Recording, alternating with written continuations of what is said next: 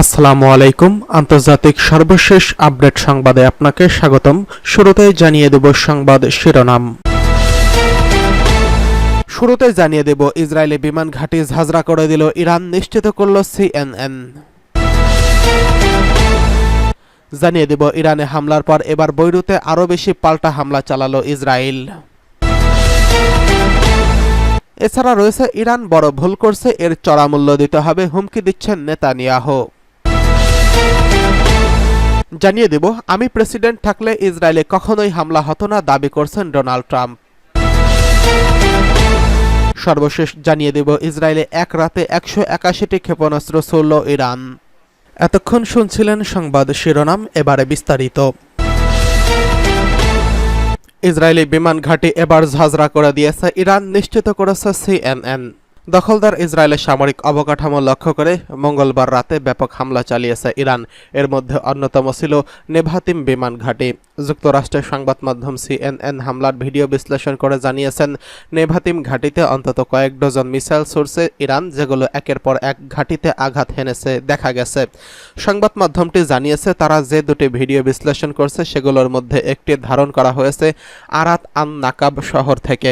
এটি বিমান ঘাঁটির ঠিক দক্ষিণ দিকে অবস্থিত। ভিডিওতে যেসব ভবন দেখা গেছে সেগুলোর সঙ্গে পুরনো ছবির দৃশ্যতা খুঁজে পেয়েছে CNN। ভিডিওটির ঘাটির পাশ থেকে ধারণ করা হয়েছে। আকাশের উপর দিক থেকে রাখা ক্যামেরায় ধরা পড়েছে কয়েক ডজন মিসাইল এই ঘাটির উপর আশ্রে পড়েছে। এই সময় সেখানে সাইরেন বেজে উঠেছিল। ওই সময় আরও দেখা যায় মিসাইল ঠেকানোর জন্য একটি প্রতিরোধী মিসাইল ব্যাটারি থেকে ছুড়ছে ইসরায়েলি বাহিনী। এছাড়া ঘাটির কন্ট্রোল টাওয়ারও ভিডিওতে দেখা যাচ্ছিল। ঠিক তখনই ঘাটিতে মিসাইল পড়তে থাকে এবং সেগুলো বিস্ফোরিত হতে থাকে। এরপর ওই ঘাঁটি থেকে ধোঁয়ার কুণ্ডলী বের হতে শুরু করে। তখনও ঘাঁটিতে একের পর এক মিসাইল পড়তে এবং বিস্ফোরিত হতে থাকে। তবে ঘাঁটির কোন কোন অবকাঠামো লক্ষ্য করে এতগুলো মিসাইল ছোড়া হয়েছে সেটি রাতের অন্ধকারে বোঝা যায়নি বলে জানিয়েছে CNN। এছাড়া তারা প্রতিরক্ষা বাহিনী IDF এর কাছে এ ব্যাপারে জানতে যোগাযোগ করলেও কোনো সাড়া দেয়নি। এর আগে গত 13 এপ্রিল দখলদার ইসরায়েলে মিসাইল ছুড়েছিল ইরান। সেবারও নেভাতিম নামের এই ঘাঁটিকে লক্ষ্য করা হয়েছিল। তবে এই সময় ঘাটির ক্ষয়ক্ষতির পরিমাণও কম হয়েছিল। প্রতিরক্ষা বাহিনীর মুখপাত্র ড্যানিয়েল হাগারি ওই সময় জানিয়েছিলেন, ঘাটির রানওয়ে এখনও সচল আছে। এদিকে ইরানের হামলার পর বৈরুতে আরও বেশি হামলা চালালো ইসরায়েল। মঙ্গলবার রাতে ইসরায়েলে ইরানের ক্ষেপণাস্ত্র হামলা চালানোর কয়েক ঘন্টার মধ্যেই ইসরায়েলের বিমান বাহিনী লেবাননের রাজধানী বৈরুতে আরও বিমান হামলা চালিয়েছে। হিজবুল্লাহকে লক্ষ্য করে চালানো এই হামলায় তারা দাবি করছে, সর্বশেষ এই হামলা চালানোর আগে ইসরায়েলের ডিফেন্স ফোর্স এক্স এর পোস্টে এই এলাকার নাগরিকদের সতর্ক করে দেয়। ওই পোস্টে তারা সতর্ক করে বলে, তারা যেই এলাকা লক্ষ্য করছে সেখান থেকে বেসামরিক মানুষকে সরিয়ে নেওয়া দরকার। 2023 সালে 7 অক্টোবর হামাস যোদ্ধারা ইসরায়েলে অতর্কিত হামলা চালানোর পর ইসরায়েলি বাহিনী গাজায় অভিযান শুরু করলে হামাসের প্রতি সংহতি জানিয়ে লেবানন ইসরায়েল সীমান্ত থেকে উত্তর ইসরায়েলের বিভিন্ন স্থাপনা লক্ষ্য করে ক্ষেপণাস্ত্র ও রকেট হামলা শুরু করে হিজবুল্লাহ। জবাবে ইসরায়েলের প্রতিরক্ষা বাহিনী সেসবের জবাব দেওয়া শুরু করে। উভয় পক্ষের হামলা পাল্টা হামলায় গত 11 মাসে নিহত হয়েছে শত শত বেসামরিক মানুষ। গত 17 অক্টোবর হিজবুল্লাহ সদস্যদের ওয়াকিটকি হিসেবে পরিচিত কয়েকশো পেজার একসঙ্গে বিস্ফোরিত হয়। এতে নিহত হয় অন্তত 12 জন এবং আহত হয় প্রায় 3000 মানুষ। এই বিস্ফোরণের জন্য ইসরায়েলকে দায়ী করে হিজবুল্লাহ। তবে ইসরায়েল এই অভিযোগ অস্বীকার করেছে কিংবা প্রত্যাখ্যান করেছে, কোনোটাই করেনি।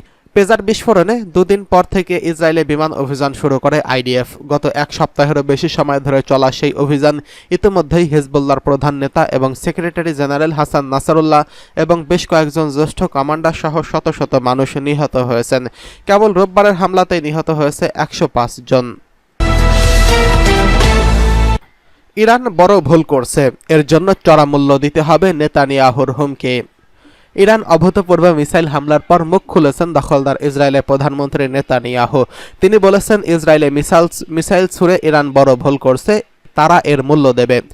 গত 1 অক্টোবর রাতে ইসরায়েলের সামরিক অবকাঠামো লক্ষ্য করে হামলা চালায় ইরানের ইসলামী বিপ্লবী গার্ড।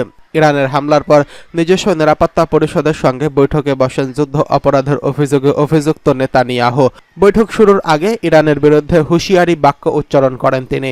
এছাড়া নেতানিয়াহু দাবি করেন, ইরানের হামলা ব্যর্থ হয়েছে।